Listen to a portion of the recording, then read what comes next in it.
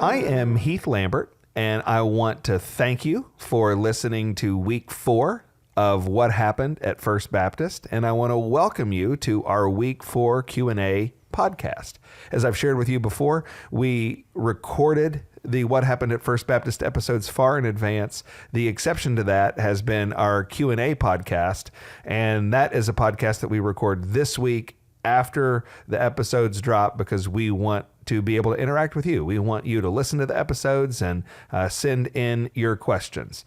If you've got questions about this week or another week, we want to hear those questions and respond to them. And you can send those questions to whathappened@fbcjacks.com. I heard some people talking this week about how they posted some questions online or they put something on somebody's Facebook. We don't have any way to know where to get your questions unless you really send them in to that email address. So whathappened@fbcjacks.com. And the person who's going to receive those questions is Spencer Harmon. He is the pastor of our Nocatee campus, a great and wonderful servant of Jesus Christ. And he is here with me right now. Spencer, welcome. Glad to be here. We are wrapping up a week of podcasts. This is episode 4. The title of this week was, in the main story podcast, was pain. And one of the big themes of this episode, as one of the types of pain you talked about, is people leaving the church as they're walking through painful transition. And as I was listening this week, I was thinking about the fact that there are people listening to this podcast who are in churches right now that are going through a lot of pain and a lot of change. And maybe they've been there for years, maybe they've been there just for a few years, and they're thinking about leaving because they say, I don't know if we can do this. I don't know if my family can do all of this painful transition. I'd like you to start by just talking to people like that. Are there good reasons to leave during a time of pain? And are there bad reasons to leave? Just talk to those folks who are listening to our podcast. Yes, so I think there are both. I think there are good reasons to leave your church, and I think there are bad reasons to leave your church. In fact, I give a more expansive answer on this. This other podcast that I host, Marked by Grace, that's a regular weekly podcast. This is a limited run podcast. I think we're about half of the way through, maybe a little more than half of the way through. On Marked by Grace, it's a topical podcast where I'm answering the questions that folks have about how to apply the truths of Bible and truths of Jesus to normal everyday life. And I think back in April, I think it is, there's 2 separate episodes. One is about when it's time to leave your church, and another is about how to leave your church. So I'll say a lot more about that in those other episodes.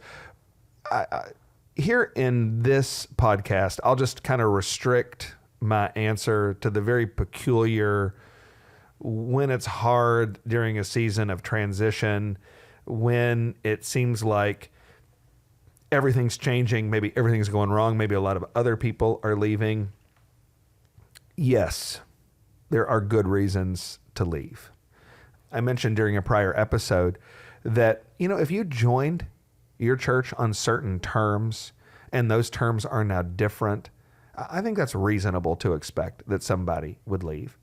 I won't try to hash out everything. Certainly if you've been mistreated, if you're aware firsthand of sin and wrongdoing, I'm not talking about if you heard it from somebody in the elevator, if you got a chain text about it, but I'm talking about if you have a story where a leader mistreated you and refused to repent, refused to be reconciled. Like, there's all sorts of good reasons to leave. But I think you need to be suspicious about that in times of transition. In times of transition, things are necessarily uncomfortable because they are necessarily changing. And so I think you need to be very, very careful before you leave during a scary, difficult time of transition for all sorts of reasons. First of all, you don't want to be a part of a mob mentality where everybody is just leaving, everybody's angry. You don't want to be a part of that kind of thing. Also, here's the thing. if you leave your church that's going through change to go to another church, sooner or later, that church is going to have to go through change as well. So it might be good to think about, how can I be a force for good in my congregation? How can I be a source of stability in all of this tumult in my congregation? It might be a good thing for you to think about that. Most people, in my experience, most people leave because of some sort of momentum, some sort of encouragement that they got. They saw somebody encouraging them to do this. And I would just say, you should not leave just because somebody told you to. You should not leave because somebody has a story of mistreatment, because if somebody has a story of things being bad. You should leave because of what you know firsthand. You should leave, if you leave, very carefully. And if you've got people telling you to leave, you should watch their tactics. What are they saying online? What are they asking you to do? Are they being divisive? Are they asking you to be divisive? That's a very, very dangerous thing. And so there are good reasons to leave a church. That's always the case. But you should be suspicious and slow in a time of tumult when everything's changing. One message we got last week was from a listener who lives in a different part of the country now, but they actually came to our church during this really painful season that we went through. And they mentioned that they had come downtown during a all campus meeting when all of this stuff was starting. And they said they were coming and visiting First Baptist. And they wrote that they felt compelled by the Lord to stay at our church and actually to start coming to our church during this really painful season. So there are people like that listen to this podcast right now. Maybe they just moved to a new city and they visited a church and they're starting to discern, this church is in the middle of a whole bunch of change and it seems like things are really painful. I actually heard some weird things in the lobby. Talk about this from the other angle. Would you encourage somebody to go to a church during a season of pain like this? What would you say to people like, I'm trying to decide if I'm going to go to this church in the middle of this season? Would you give them any warnings? Would you give them any encouragements? What would you say to those folks? Yeah. So there, honestly, strangely, I would say, I wouldn't say this to everybody, but I would say for some people, there are a lot of good reasons to go to a church that's in the midst of transition. You talked about somebody that posted a message. We have a great family in our congregation who I first met them when they came up to me and they said, we came to visit First Baptist Church for the first time on September the 8th, 2019, which is a date that's going to live in infamy around here because that's when I announced the first big right size plan. And so their visiting Sunday was the Sunday that I was standing up there in front of all of these people and saying, hey guys, everything's going to change because everything has to. And the church was overwhelmingly in favor of it. All the deacons stood up behind me. Everybody knew this needed to happen. There was no question, but they were like, wow, what a great Sunday. What a weird Sunday to start visiting. And they came back the next week almost out of morbid curiosity. And they just kept coming back. And they realized they love what's happening in this congregation. They love that we're being forward thinking. They love that we're dealing with problems. They love that we're trying to learn how to extend ministry relevance out into the future. And now this is their church home and they love it. Another family came actually at a low point in the transition. They came in 2020 when everything was tough. They came after we had first started coming back after COVID. So our attendance numbers were relatively low and the people were around had a lot to talk about all the tumult going on. And they left and they were like, we are never going back to that church ever again. It was super weird. There's some kind of conflict going on. We're not going back. And they looked around and tried to go to other places for a couple months, but everybody was so nice. They're like, even though it was clear something was going on, everybody we spent time with was so nice. We got to go back to that church. And they came back to that church and now they're dear, faithful members and everybody loves everybody. So these things happen. Now, I would say it's not for everybody. Your family might be in a situation where you need to be in a church that's more stable. You need to know that the church that's stable now is going to go through tumult sometime in the future, but it might not be your season to deal with tumult. But there are a lot of reasons to go to a church that's going through a hard time. If you have reason to believe that the leadership is trying to be faithful, that the leadership is trying to move things in a good direction, then there's reason to hope and be encouraged that this thing's going to simmer down at a certain point. We pick our churches the way we pick what we're going to have for dinner. What's going to taste good to me, what I feel like, what I'm in the mood for.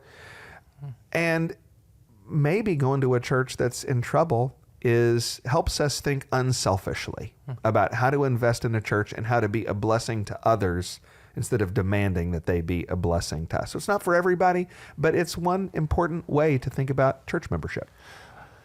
As I'm reading all these emails that are coming in, we're hearing from church members of our church. We're hearing from church members of other churches. Some of my favorite emails I'm reading, though, are from pastors. We're starting to get a lot of emails from pastors saying, thank you so much for telling this story. This is mirroring a lot of the experiences that I'm having. As I've been reading these and thinking about these pastors, I'm thinking about guys that have gone through what you went through. One of the most painful parts of the podcast this week is you talking about you have friends leaving the church, people that you were close with that left. And I know there's guys out there leading churches that are experiencing this. They're taking the church through painful transition. They're in a season of pain. And one of the most painful things is that they are seeing people leave the church that aren't just anybody. These are close friends. What would you say to those guys? What encouragements would you give to a pastor who's in a painful season? And one of the things that's making it painful is that there's close friends, there's trusted folks that are a part of the group that's leaving. Mm-hmm. So the first thing I want to say is to admit that this is a problem. So if you're the one asking the question, one of the ones sending in these kinds of questions, I want to say you're not the only one. Like you're going to lose friends in pastoral ministry. If you're listening to this and you're maybe kind of a little bit of a naive Christian, as I was, and you're going, well, surely nobody stopped being friends with a pastor because of a ministry decision they made. Well, that's not true. That's the way I used to think it was, and it's not true. In fact, I'll tell you, I've mentioned on the podcast before that I had this brain trust. Lots of guys across the country that are friends of mine that I've known that have been faithful, effective leaders, and they pick up the phone and when I called, and one of those was Al Mohler. And I was having a conversation about some stuff with Al Mohler one time, and he said to me, Heath, you are going to have to be very careful because you got to do what you got to do, but you are not going to believe who and how many of the people that you have thought were your friends that are going to stab you in the back, that are never going to speak to you again. You are not going to believe how frequently this will happen. And I have to tell you, I love Al Mohler. I respect him. I worked for him for 10 years. He's been a visitor at our church many times. Love him. Thankful for him. I didn't believe that. I thought that's just not going to be. And he was right. I have been repeatedly shocked at who and how many people decide you're not my friend anymore because of a ministry decision that you made. So I just want to own that reality that it is true. And I am so sorry to those of you who are listening to this who have lost friends. I'm sorry in advance for those of you listening who will lose friends. I wish it weren't so, but it is true in a sinful world. And here's what's going to happen. When you're a leader, you're going to have to make decisions. That's what it means to be a leader. You are going to have to make decisions. And you have a big choice in the decision. You can make a decision that is good for your friend or for your friends. They're sort of expecting that. If it's somebody who calls himself your friend but isn't a true friend, they are looking to you to use your authority and your leadership to make decisions that are good for them. And when you do it, from your perspective, that's comfortable. It's okay. Whew, Spencer's not upset with me because I made a decision that is good for him. The problem is you're not allowed to do that. That is selfish leadership. It's what in another generation they'd call the good old boy network. A good old boy network is a network of people that make decisions because it's what's good for them. They're not thinking about what's good for their ministry. So the alternative is, am I going to make decisions that are good for my friends, or am I going to make decisions that are good for the church? And what it means that God has made you the leader is that you have to make a decision for the good of the church, even if it's not good for maybe an individual that happens to be your friend. That is going to be a hard decision, not because it's not right, but because it's uncomfortable.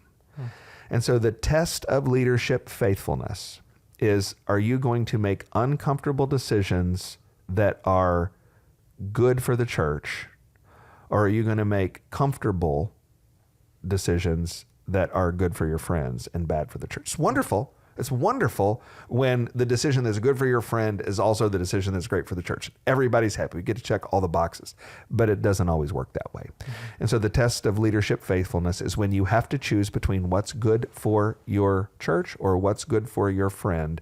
Will you make the hard, uncomfortable choice and choose the church? And a true friend will still be your friend.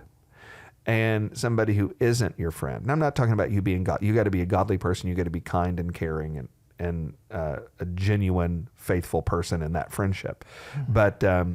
But a person who expects you to use your leadership to do what's good for them to the expense of the church is not your friend.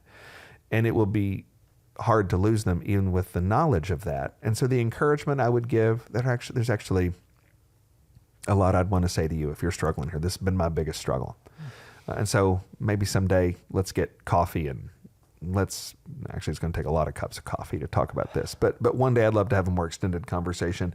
But the promise and the hope I would give to somebody like that is Matthew 19:29. Jesus says, everyone who has left houses or brothers or sisters or father or mother or children or lands for my name's sake will receive 100-fold and inherit eternal life. So I would just say the promise I've stood on, a promise you can stand on, is Jesus is promising you when you lose things that are wonderful in this life for the good of the kingdom, he has a lot more waiting for you in the next.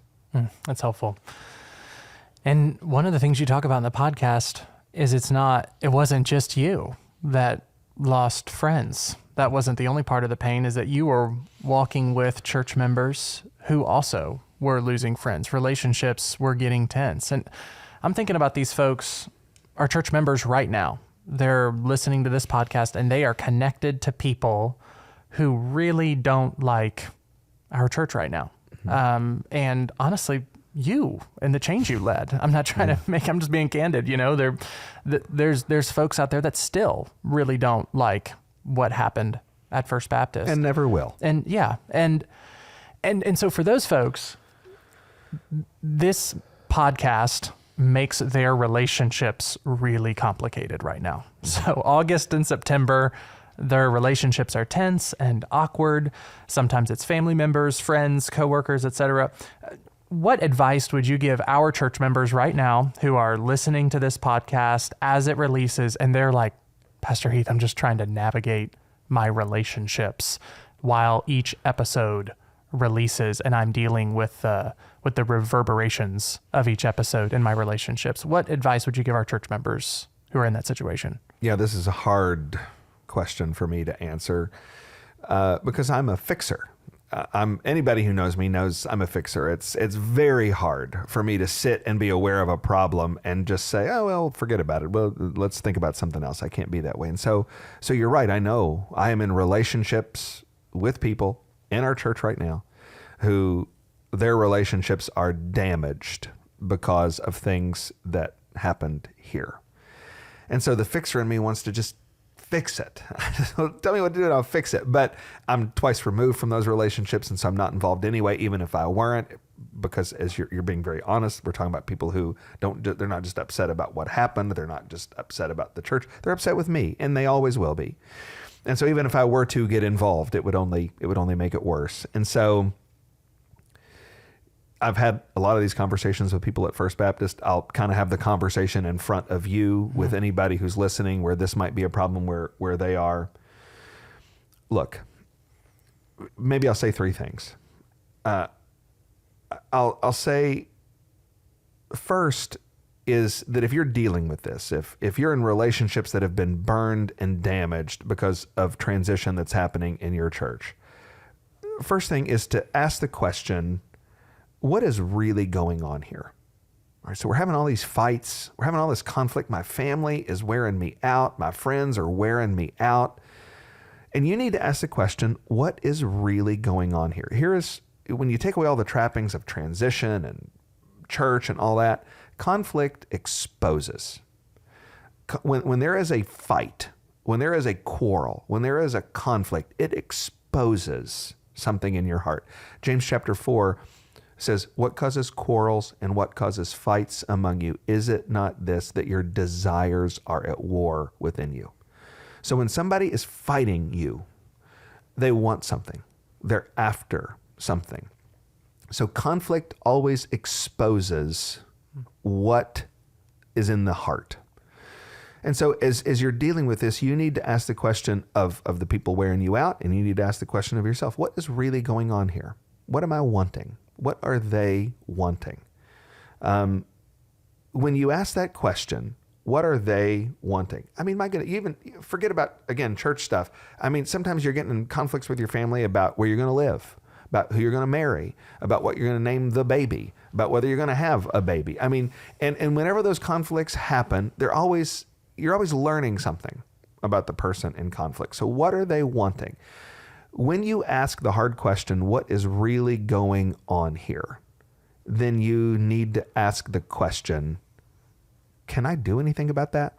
Is there anything I can fix there? And sometimes the answer is yes. So if maybe what is going on here is they can't understand why anybody would want to go to a church where, one of the lies about First Baptist, we talk about lies next week. One of the lies at First Baptist is we don't preach the gospel here. We don't talk about Jesus here. Well, we talk about Jesus every week, and we preach the gospel every week. So if the issue is, well, I'm just concerned that you're going to a church that doesn't believe in Jesus, then you can say, well, I'd be concerned about that too. What if you listened to any sermon at random from the last 5 years at First Baptist and see if they're not talking about Jesus? So is there anything I can do about this? Maybe, though, they just want to be controlling. Maybe you find that this is a fight because we're always in a fight about something because they always have to be controlling. Well, you could bring my head on a platter, and you're just buying time till the next conflict about the next thing. So the hard question to ask is, what's really going on here, and can I do anything about it? And maybe there isn't. Maybe you're just in a relationship where there's always going to be one conflict after the other. Second thing is, I would urge you to try not to argue about this. And listen, I would really say, really don't defend me. One of the things that has been both encouraging and sad is there are hundreds of people at First Baptist who don't just love me, but they feel like they need to defend me. They feel like they need to take up the cause of me, like Heath Lambert. I'm going to take up Pastor Heath's cause. And I would just say, don't do that. I'm not asking anybody to do that. I don't think it is helpful. I certainly don't want to be in the middle of any family or relational turmoil. So I would just, anybody who's in a conflict over that, I would want to release you from the burden that nobody needs to take up my cause. If you're a pastor listening to this, I would say to help your folks feel the freedom that you're not asking them to do that for you. And instead of arguing or getting fussy about something, I would encourage you to ask a lot of questions. So instead of pushing back, okay, what would you like me to do? It sounds like you're really upset that we're at First Baptist. What would you like me to do? Okay. It sounds like you would like me to leave my church. Can I ask about that? Like you seem to have a different opinion about the church than I do. So what do you want me to do when I have a different view on these things, when I have access to different information? What would you like me to do? Do you just want me to agree with you and just do what you say? Is that what you want? Well, yeah, I just want you to do what I say. Okay, well, if I'm going to do what you say, then when does that stop? Like if we don't argue and bicker and go back and forth, maybe we just need to ask a lot of questions. One of the things that you'll find is a lot of people don't even know the answers to the questions they're asking. They're just upset. And that'll get us back to the first point of, is there anything that I can even do here? And then the third thing I would say is try to agree to make a commitment together. Is there some kind of commitment that we can make here? Maybe you could say something like, listen, we've been talking about this a long time. You think different things than I think. We don't even agree on the same facts. We don't even agree on the same information. And so I love you. I want Thanksgiving to be pleasant. What if we agree when we're together, we're going to talk about spiritual things. We're going to talk about Jesus. We're going to talk about the Bible. We're going to talk about the grace of God to our family. But what if we just stop getting in a fight about this? You could say something like, I love you. I love my church. And listen, there is nobody at my church. I'm telling you right now, there's nobody at my church that's asking me to stop loving you. I wonder if you would do the same thing. Could you not put pressure on me to not love my church? That's a reasonable commitment. That's a reasonable conversation to have. And so I'm so sorry about the relational trials. I know they are there. And those would be three things I'd say to try. That's helpful. Okay. I want to talk now to pastors about a pretty famous pastoral tightrope that I think you had to walk, and I know lots of pastors who are walking through church revitalizations have to walk. So let me start by framing it with a couple of episodes ago, you talked about that you made a commitment not to blame anyone for the trouble in the church at First Baptist. And you encouraged other leaders to do the same. Like, hey, make a commitment. You are not going to blame your predecessors for the trouble in the church. But here's the reality, okay? And I think a lot of guys in churches feel this. The reality is that whenever you're the new guy and you're changing things, you are changing something that someone else created or oversaw. Right? That's just the nature of things. Yeah. When your successor comes, he'll be changing things, and he's not personally attacking you, but he's changing something that probably you created. That's just the way these things work. So how do you walk this tightrope of, I am changing things that my predecessors oversaw, and at the same time I want to honor them. I want to honor God's work through them. How have you done that at First Baptist? The whole church is different in many ways, but you still want to honor your predecessors and what the Lord did through them. How have you walked that tightrope here, and what encouragements would you give other guys? Yeah. So this complicated issue, it's more complicated than it should be, honestly, because honestly, except for, I talked about the reasons for decline, and the first reason is decline because of principled decline, faithlessness. By the time we're not talking about that kind of faithless decline, we're all on the same team. We all want the same. We all want the church to be bigger and better and stronger and more faithful today than it was yesterday. So we all want the same things, but then we all get prideful and we just get our ego in the way, and it just is harder than it ought to be. So there's actually two sides to the question. There's the predecessor question and there's the successor question. I think whether you can get away with this, whether you can get away with talking about change without blaming anybody, is going to require both sides to be involved, the predecessor and the successor. I've actually been both. All right, so I'm not going to talk bad about anybody. I don't do that. I'm just going to talk about myself. So I was the successor here at First Baptist. I received the ministry. And right as that was happening, I was leaving my ministry at ACBC. So I was the predecessor at ACBC. And now I have been the senior pastor at First Baptist Church for as long as I have been out of office running ACBC. So I've been a successor and a predecessor for the same amount of time. And so let me talk about the successor first, and then talk about the predecessor. So first, the successor. The tension is we all follow people. Unless you're a founder and you're just building this thing from scratch, we all follow people. We all received it from somebody, and we all have problems to fix. There is no leader. Listen now. There's no leader who got it all 100% right and set it up on an endless flow of perfection from now until Jesus comes. Right? Mm-hmm. I mean, so come on, people. Like, we all follow people and we all have problems to fix. There are, by my count, so I think a lot about this, I count 3 logical options about how to handle those 2 realities. Logical option number 1 is you don't fix anything or leave it, and you just leave it as is. Don't fix the thing, leave it. Because I'm inheriting this thing, I don't want to make it look like I'm trying to mistreat anybody or harm anybody, so I don't do anything. Well, you can't do that. That's ministry death. So you gotta fix the problems. You can't say I'm not going to fix the problems. So logical option number 1 doesn't work. Logical option number 2 is I will fix the problems and I will blame the fire out of my successor. I'm going to talk about what he did wrong. I'm going to talk about how unfaithful he was. I'm going to whine and complain about all the stuff that he left me to do.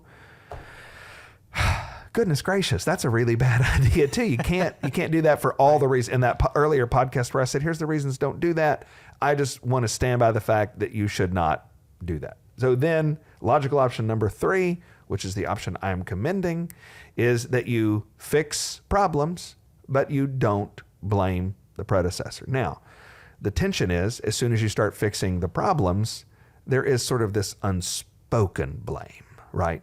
I'm getting shafted because we're talking about this and we're talking about that. And I feel like you can say all the nice things you want, but you're talking about the time when I was there and now I feel offended. Well, this is where we just have to go back to what I said. Do you really believe that you are the one leader in Christian history that got us on the perfect chart to growth? You're the one leader whose leadership wasn't historically constrained. I mean, that's not a realistic, humble place for a predecessor to be. So a successor is going to have to do some things. You're just going to have to. And so, again, talking to successors, I want to say the first thing you can do when you got to fix these, if you're going to honor this guy, you could honor different giftings. Okay? So, look, my immediate predecessor is Mac Brunson. He's the one who brought me here. And listen, Mac Brunson has different giftings than I've got. I could talk about a lot of those. In preaching, everybody knows Mac Brunson's a better preacher than I am. So, and preaching is the big thing. Preaching is the big thing for faithfulness. It's the one thing that keeps you from principled decline.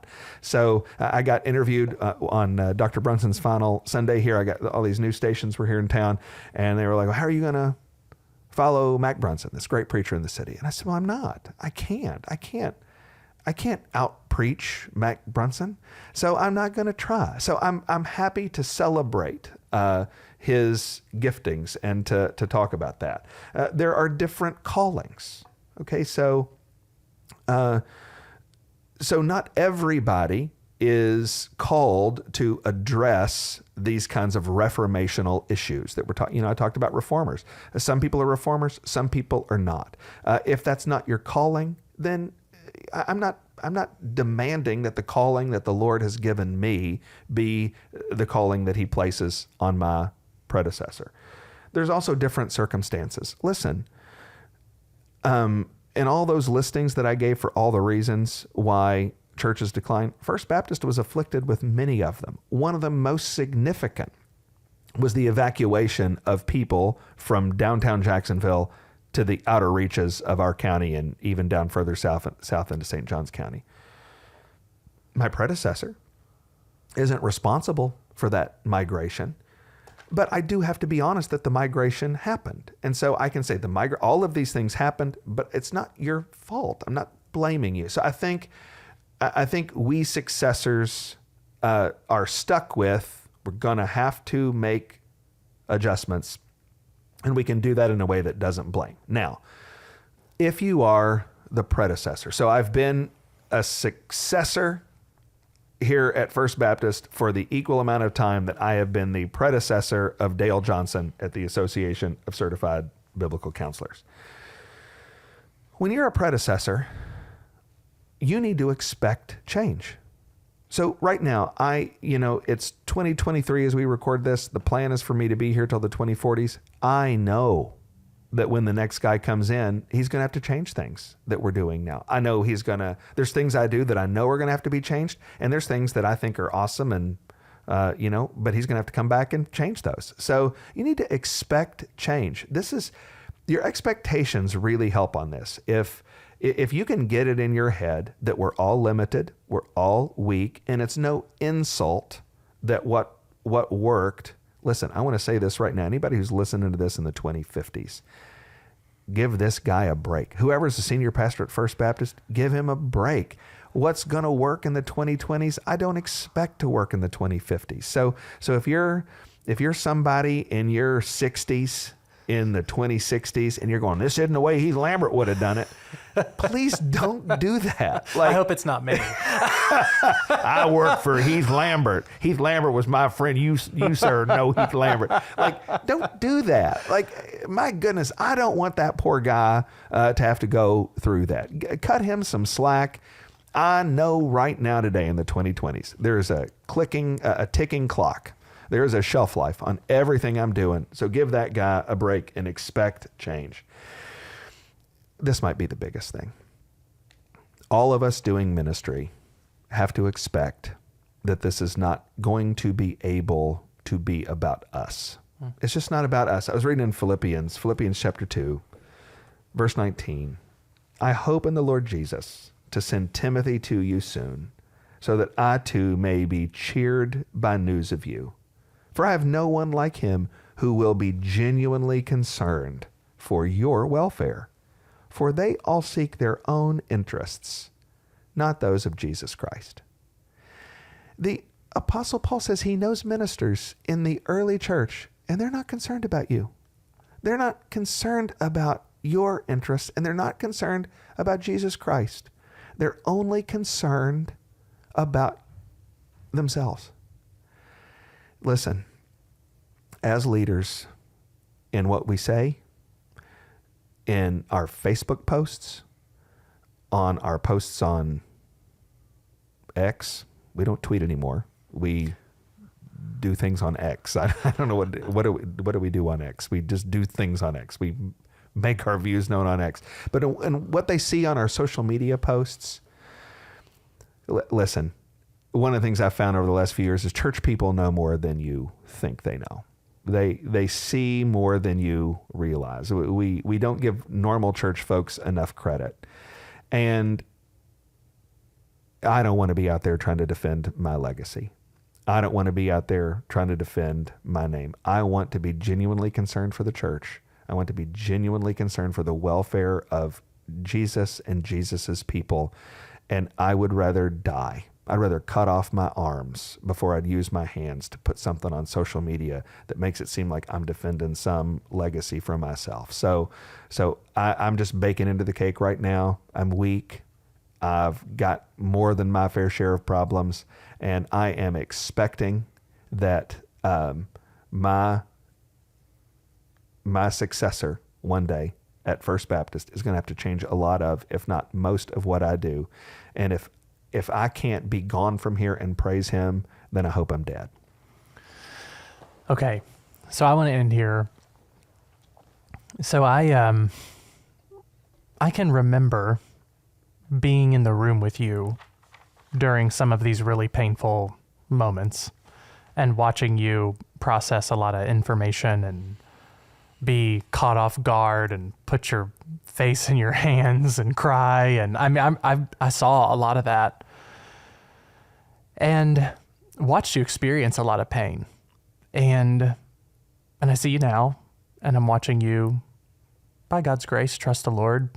I know you're not perfect, but I watch you trust the Lord. I watch you process these things biblically and be gracious to people, and I'm very, very grateful for that. And there's other guys that are right in the thick of the pain right now. And I'm just going to be honest that pastors can get really messed up from this sort of stuff. I remember watching you go through some of this pain and wondering, is he going to be messed up at the end of this? Like, is he going to make it? So pastors get messed up from this stuff when they get betrayed, when they have friends leave the church, etc. Could you talk about how you made it through that, that pain? And could you talk to maybe some of these folks who are going through this right now? They feel really messed up. How do I keep trusting people? How do I keep loving people? How do I even stick with the church through all of this? Some guys even leave the church over stuff like this who were pastoring. What did the Lord do to keep you in the middle of all that pain? And how would you use that 2 Corinthians 1 to encourage guys going through it as well? Yeah. So this, this is the hardest thing for me. You talk to different guys who go through transitions. There aren't really a truckload of guys who are the ones who initiate the transition and then are able to see it through. So to start it and then go all the way through it and complete it is really kind of a unique thing. It doesn't happen all the time. And when you talk to different guys and you say, what was the hard part for you? A very common response is, well, you have this plan and it falls through. You have this plan, you have to change it. There's one pastor friend I know that just thought he was going to lose his ever-loving mind when they put together this great big plan and it just all collapsed.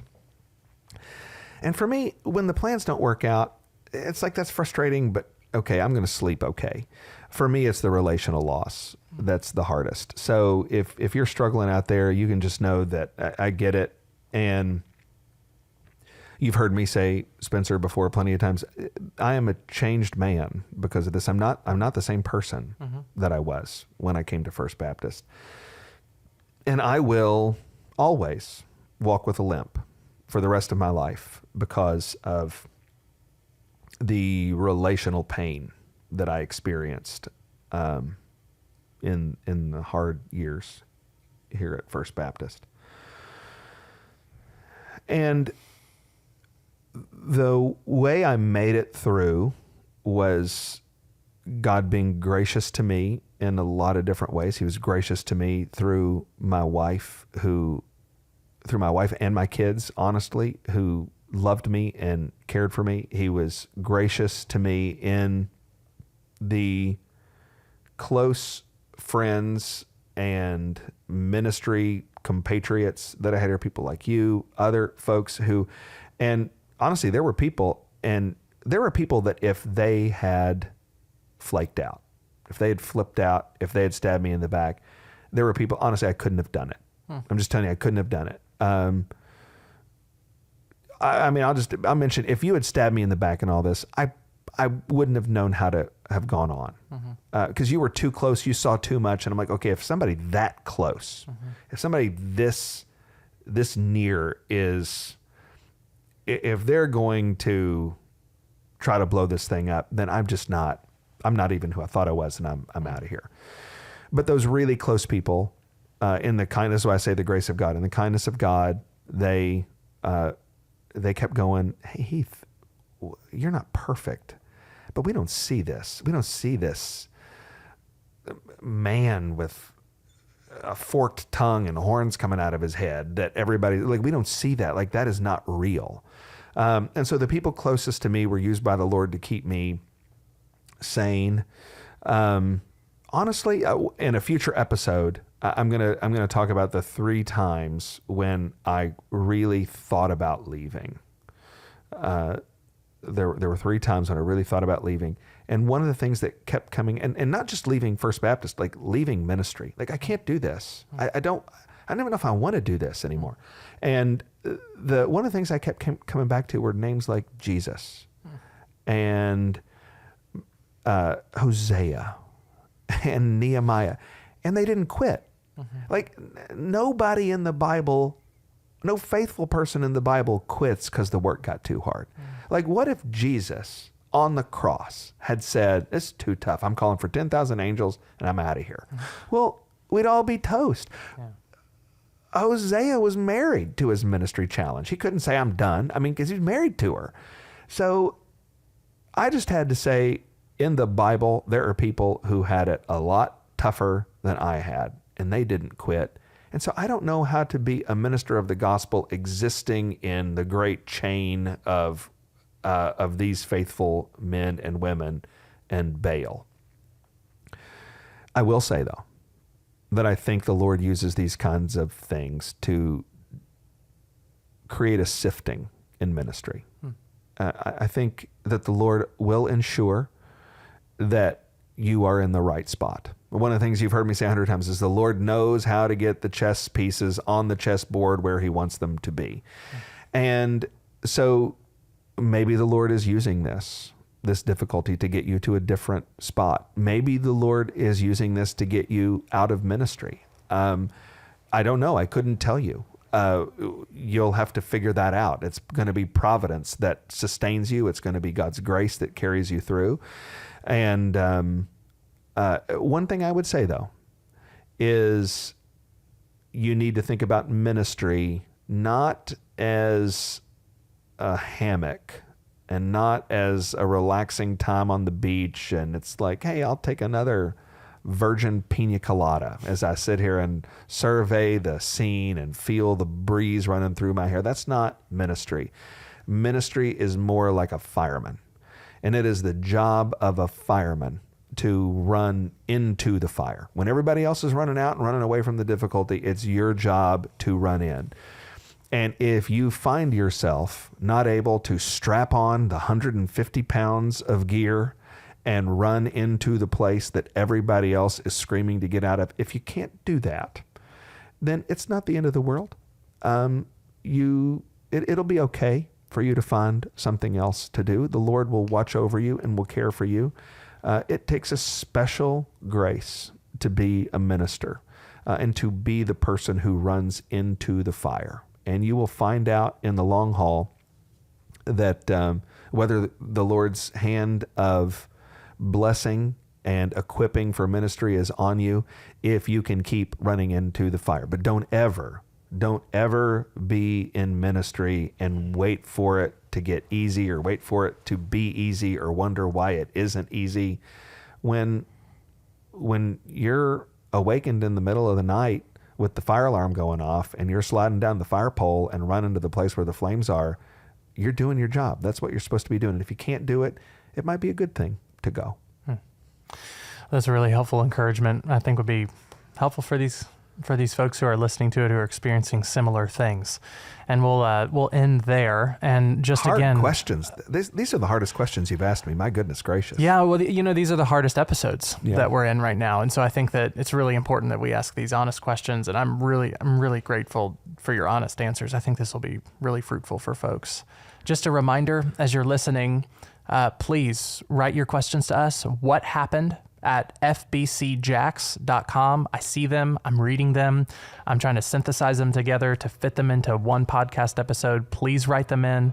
We're eager to get them and eager for these Q&A episodes to be as helpful as they can be. And until Monday, God bless you. We'll see you next time on What Happened at First Baptist.